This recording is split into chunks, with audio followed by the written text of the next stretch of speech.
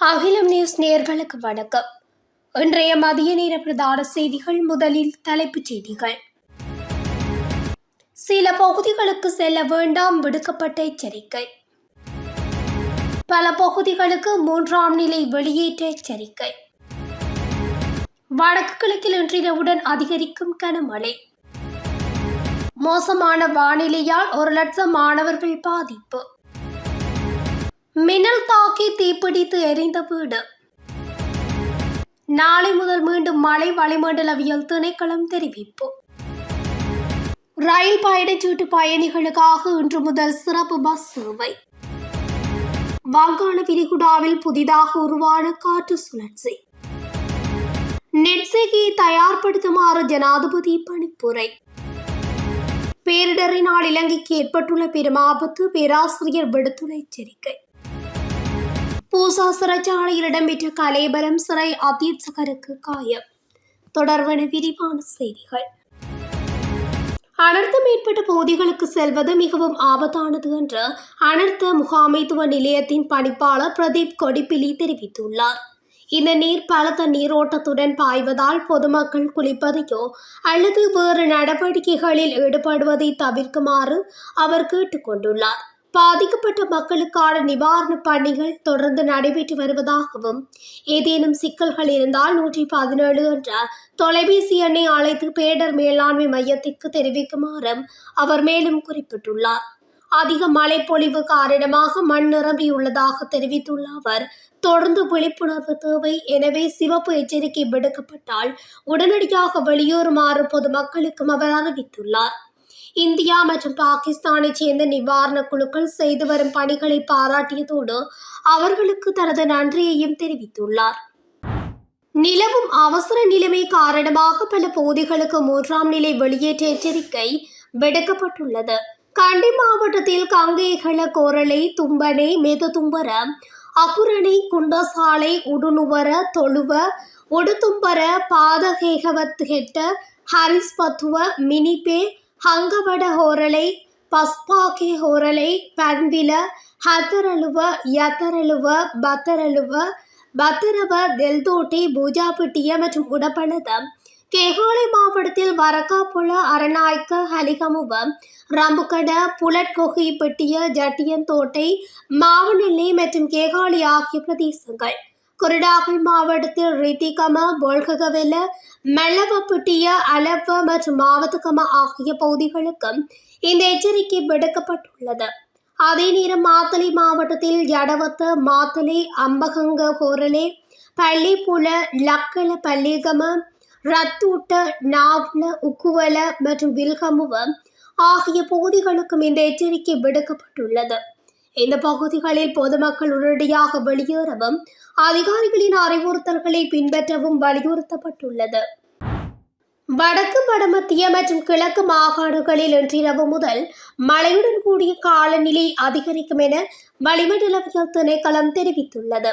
அதன்படி வடக்கு, வடமத்திய, கிழக்கு மற்றும் ஊவா மாகாணங்களில் அவ்வப்போது மழை பெய்யக்கூடும். மட்டக்களப்பு மற்றும் அம்பாறை மாவட்டங்களில் சில இடங்களில் 50 மில்லிமீட்டருக்கும் அதிகமான ஓரளவு பலத்த மழை பெய்யக்கூடும். மேலும் பிற்பகல் 1 மணிக்கு பிறகு தீவின் பிற பகுதிகளில் மழையில்லது இடியுடன் கூடிய மழை பெய்யக்கூடும். மேற்கு சபரகமுவ, மத்திய மற்றும் ஊவா மாகாணங்களில் பனிமூட்டமான நிலையும் காணப்படும். இடியுடன் கூடிய மழையுடன் ஏற்படக்கூடிய தற்காலிக பலத்த காற்று மற்றும் மின்னல் காரணமாக ஏற்படும் ஆபத்துக்களை குறைப்பதற்கு தேவையான நடவடிக்கைகளை எடுக்குமாறு திணைக்களம் பொதுமக்களை கோரியுள்ளது. நாட்டின் 9 மாகாணங்களிலும் கிட்டத்தட்ட 1000 பாடசாலைகள் மோசமான வானிலை காரணமாக பாதிக்கப்பட்டுள்ளதாக கல்வி அமைச்சின் செயலாளர் நலக்க கலுவேவ குறிப்பிட்டுள்ளார். ஏதோ ஒரு வகையில் சுமார் 1 லட்சம் மாணவர்களும் பேரிடரால் பாதிக்கப்பட்டுள்ளதாக கல்வி அமைச்சின் செயலாளர் சுட்டிக்காட்டினார். இருப்பினும் டிசம்பர் 16 அன்று பேரிடரால் கடுமையாக பாதிக்கப்படாத பகுதிகளில் உள்ள பாடசாலைகளை மீண்டும் திறக்க முடிவு செய்யப்பட்டுள்ளதாக அவர் குறிப்பிட்டுள்ளார். எந்தெந்த பகுதிகள் மற்றும் எந்தெந்த பாடசாலைகள் மீண்டும் திறக்கப்படும் என்பது குறித்து இன்று அல்லது செவ்வாய்க்கிழமை அதிகாரப்பூர்வ அறிவிப்பை வெளியிடவுள்ளதாக அவர் தெரிவித்துள்ளார். மீண்டும் திறக்கப்பட்ட உடன் ஒத்திவைக்கப்பட்ட உயர்தர பரீட்சைகளை 2026 ஜனவரியில் நடத்தவும் நடவடிக்கை எடுக்கப்பட்டுள்ளது என்று கல்வி அமைச்சர் செயலாளர் குறிப்பிட்டுள்ளார். மின்னல் தாக்கியதால் வீடொன்று திடீரென தீப்பற்றி எரிந்துள்ளதாக அகிங்கல போலீசார் தெரிவித்தனர்.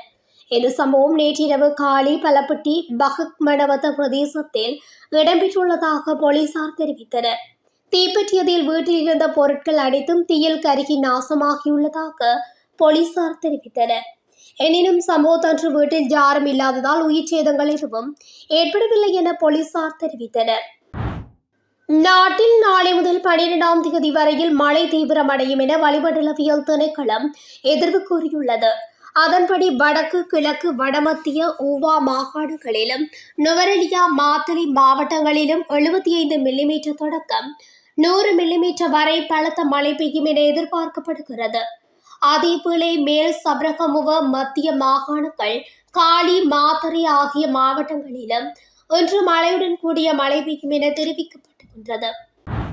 ரயில் பயணச்சீட்டை வைத்திருக்கும் பயணிகளுக்காக இன்று முதல் சிறப்பு பஸ் சேவை அறிமுகப்படுத்தப்படும் என இலங்கை தேசிய போக்குவரத்து ஆணைக்குழு தெரிவித்துள்ளது. கண்டி மற்றும் குருநாகலில் இருந்து சேவையில் இயங்கும் பஸ்ஸின் பயணிகள் தங்கள் ரயில் பயணச்சீட்டுகளை பயன்படுத்தி பஸ்ஸில் பயணிக்க அனுமதிக்கப்படுவதாக தேசிய போக்குவரத்து ஆணையத்தின் இயக்குநர் ஜெனரல் நிலன் மிராண்டா தெரிவித்துள்ளார். அதன்படி கண்டி மற்றும் குருநாகலில் இருந்து கொழும்பு கோட்டைக்கு சிறப்பு பஸ் சேவைகள் ஏற்கனவே தொடங்கப்பட்டுள்ளன. இன்று மாலை 4:15 மணிக்கு கொழும்பு கோட்டையில் இருந்து கண்டி மற்றும் குருநாகல் பகுதிகளுக்கு 3 பஸ்கள் இயக்கப்படும்.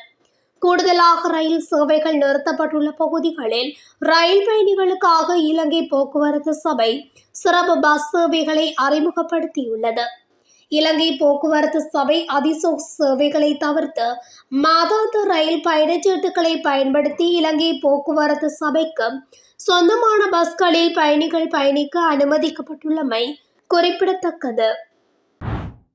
தென்கிழக்கு வங்காள விரிகுடாவில் அந்தமான் தீவுகளுக்கு அருகாக புதிய காற்று சுழற்சி ஒன்று உருவாகியுள்ளதாக யாழ்ப்பாண பல்கலைக்கழகத்தின் புவியியல் துறையின் சிரேஷ்ட விரிவுரையாளர் நாகமுத்து பிரதீபராஜா எதிர்வு கூறியுள்ளார்.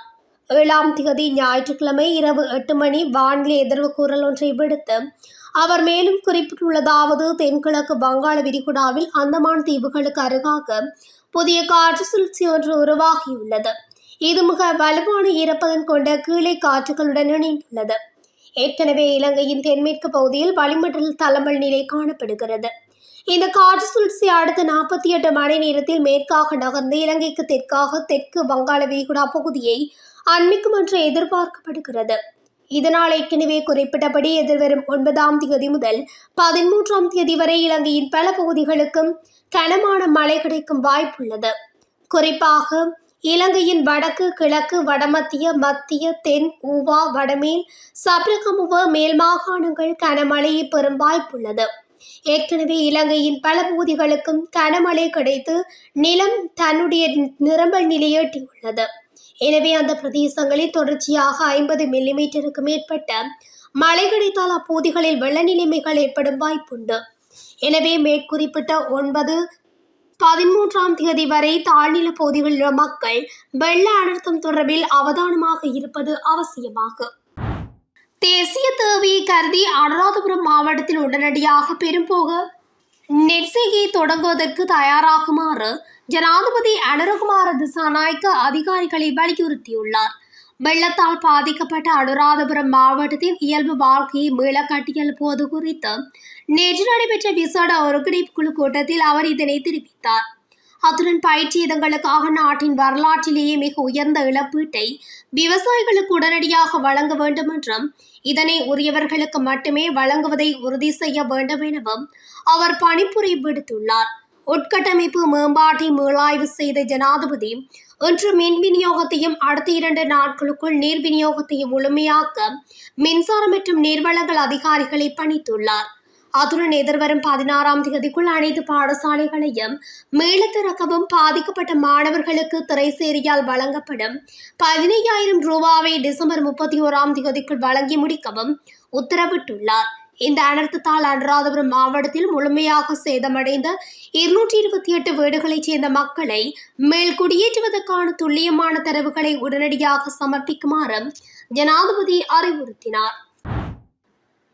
நாட்டில் ஏற்பட்ட பேரிடர் காரணமாக கிடைக்கும் வெளிநாட்டு உதவி மற்றும் நன்கொடைகளை முறையாக நிர்வகிக்க அரசாங்கம் நடவடிக்கை எடுத்தால் மிக குறுகிய காலத்தில் நாட்டை மீண்டும் கட்டியெழுப்ப முடியும் என்று பேராதனை பல்கலைக்கழகத்தின் பொருளாதார மற்றும் புள்ளியியல் துறையின் பேராசிரியர் வசந்த அத்துக்கூரல தெரிவித்துள்ளார். நாட்டின் மக்கள் தொகையில் சுமார் 10% விவசாயம் மற்றும் தொழில்துறை துறைகளும் கடுமையாக பாதிக்கப்பட்டுள்ளதாக பேராசிரியர் குறிப்பிட்டுள்ளார். இந்த நேரத்தில் நாட்டிற்கு கிடைக்கும் வெளிநாட்டு உதவிகளை முறையாக நிர்வகித்து புதிய பார்வையின் கீழ் புத்திசாலித்தனமாக செயல்பட வேண்டும் எனவும் அவர் சுட்டிக்காட்டியுள்ளார். மேலும் பேரிடர் சூழ்நிலை நாட்டின் பொருளாதாரத்தில் கடுமையான தாக்கத்தை ஏற்படுத்த வாய்ப்புள்ளது. பேரிடர் சூழ்நிலையை நாட்டு இயல்பு நிலைக்கு கொண்டு வருவதற்கான ஒரு ஆசீர்வாதமாக எடுத்துக்கொள்ள வேண்டும் எனவும் அவர் குறிப்பிட்டுள்ளார். பூசா சிறைச்சாலையில் கைதிகளை மாற்ற முற்பட்ட போது இடம்பெற்ற மோதலில் சிறைச்சாலை அத்தியட்சகர் ஒருவர் காயமடைந்துள்ளார். பூசா சிறைச்சாலையில் உள்ள கைதிகள் சிலரை அவர்கள் தங்கியிருக்கும் சிறை அறைகளில் இருந்து வேறு சிறை அறைகளுக்கு மாற்ற முற்பட்ட போதே இந்த சம்பவம் இடம்பெற்றுள்ளது. இந்த இடமாற்றங்களுக்கு கைதிகள் எதிர்ப்பு தெரிவித்ததுடன் இதன்போது கைதிகள் நடத்திய தாக்குதலில் சிறைச்சாலை அத்தியட்சகர் காயமடைந்துள்ளதாக தெரிவிக்கப்படுகிறது. சிறைச்சாலை அத்தியட்சகரின் மூக்கில் காயம் ஏற்பட்டுள்ளதாகவும் சிறைச்சாலை வட்டாரங்கள் தெரிவித்தன. எனினும் தற்போது நிலைமை கட்டுப்பாட்டுக்குள் கொண்டுவரப்பட்டுள்ளதாக தெரிவிக்கப்படுகிறது. இத்துடன் அகிலம் நியூஸின் இன்றைய மதிய நேர பிரதான செய்திகள் நிறைவடைகின்றன. தொடர்ச்சியாக செய்திகளை அறிந்து கொள்ள அகிலம் நியூஸ் ஊடகத்துடன் இணைந்திருங்கள். நன்றி, வணக்கம். அகிலம், மாற்றத்திற்கான மக்கள் குரல்.